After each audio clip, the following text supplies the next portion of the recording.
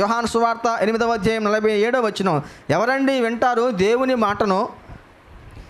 యోహాను సువార్త 8వ అధ్యాయం 47వ వచనము. దేవుని సంబంధి అయిన వాడు దేవుని మాటలు వినును, మీరు దేవుని సంబంధులు కారు గనుకనే మీరు వినరు అని చెప్పిన. ఇక్కడ యేసుక్రీస్తు ప్రభు మాటలు ఇవి. రెడ్ లెటర్ బైబుల్లో ఎర్రక్షరాలతో రాశారు. ఏమని ఉంటుందంటే, ఆయన ఎవరితో మాట్లాడుతున్నారో తెలుసా? ఆయన మాటలు వినేవారి, ఆయన మాటలు అంగీకరించే వారితో కాదని మాట్లాడుతుంది ఇక్కడ.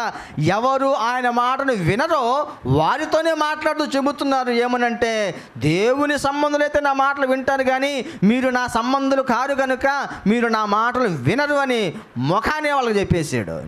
యేసు ప్రభు ఎలాంటి ప్రసంగికుడు అంటే, నిర్మొహమాటమైన ప్రసంగికుడు యేసు ప్రభు. ఆయన ఏ విషయం చెప్పడానికి కూడా వెనుకంజ వేసేవాడు కాదు. ముఖానే ఉన్నది చెప్పేస్తాడు. చెప్పదలుచుకున్నది ఏదో సూటిగానే చెప్పేస్తాడు. వాళ్ళకి ఏమని చెప్పాడు? మీరు నాకు సంబంధించిన వారు కాదు కనుక నేను చెప్పే ఒక్క మాట కూడా మీరు వినరు.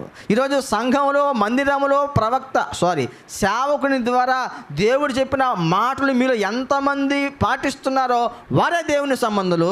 ఎవరైతే వినడం మట్టుకే విని దాన్ని పక్కన పెడుతున్నారో వారు దేవుని సంబంధులు కారు.